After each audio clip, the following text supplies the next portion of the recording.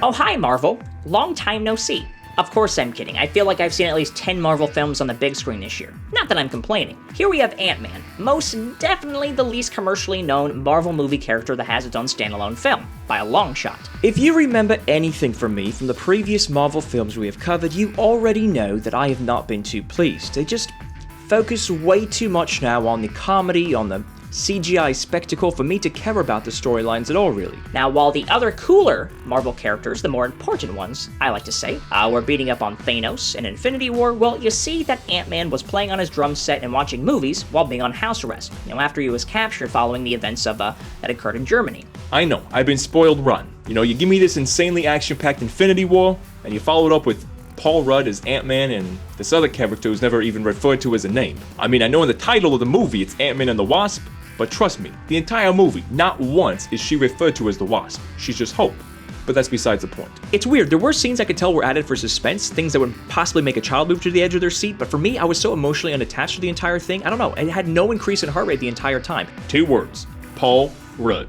His comedic delivery of his lines pretty much made this movie. I mean, if they cast anybody else as Ant-Man, this movie would have bombed it big time. And that's for a Marvel movie as well. Kind of like what Solo did to Star Wars. I mean, he's not even giving us this, amazing acting performance either. He's just being America's favorite Paul Rudd, and that's enough to keep me cracking up the entire movie. Now, this is a movie the kids are definitely going to love. Usually they always love the Marvel stuff. This is probably going to be another one, but for me, I don't know. Seeing those huge ants being mind-controlled by Dr. Hank Pym, it was just too ridiculous for me. Well, Infinity War gave me everything I wanted. Ant-Man and Hope, not going to call it Wasp, because you didn't. It still gave me something. How do you take a car chase scene and make it better than what it already is? Well, how about you take the car being chased, you shrink it down to a Hot Wheels size and back up again, and back down again, and back up again, as it's trying to dodge traffic and flying debris. It was actually pretty cool. I liked it. As for the fight scenes, they were pretty subpar. Very subpar. I mean, my grandma doing yoga is more intense.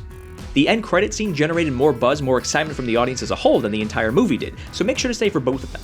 I know this is kind of the feature of Ant-Man, but shrinking yourself is not the hardest thing to do. See? Easy peasy. This is along the lines of Ragnarok. Scale back the story and the plot, amp up the giggle bits. 8 out of 10. I didn't absolutely love it. I didn't hate it either. I mean, I guess it's better than no Marvel movie. 5 out of 10. It didn't knock my socks off. It wasn't a constant action like Infinity War. It was aight. 6 out of 10. It is better than the first, but that's not really saying much. 3 out of 10. 1 for the movie, 1 for both post-credit scenes, so 3 out of 10.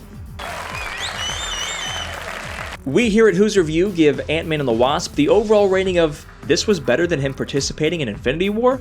Paul Rudd needs a raise. Whatever you're paying him, triple it. If Paul Rudd was not the superhero in this movie, it would be near the bottom of the barrel of superhero movies. Luckily for Marvel, the Marvel name itself sells tickets, along with Paul Rudd of course, or else the production company would be in for a world of hurt. There you have it, that's our review of Ant-Man and the Wasp. What do you think? Are we way off? Right on? Let us know in the comment section below and we'll check it out and respond. As always, if you want to stay up to date on all things Who's Review, make sure you like us on Facebook, follow us on Instagram, and most importantly of all, subscribe to this YouTube channel. We thank you guys for checking us out here at Who's Review, where everyone's a critic.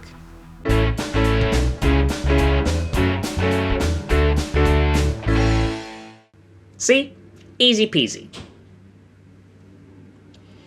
And that is where you segue into the shrinking character part.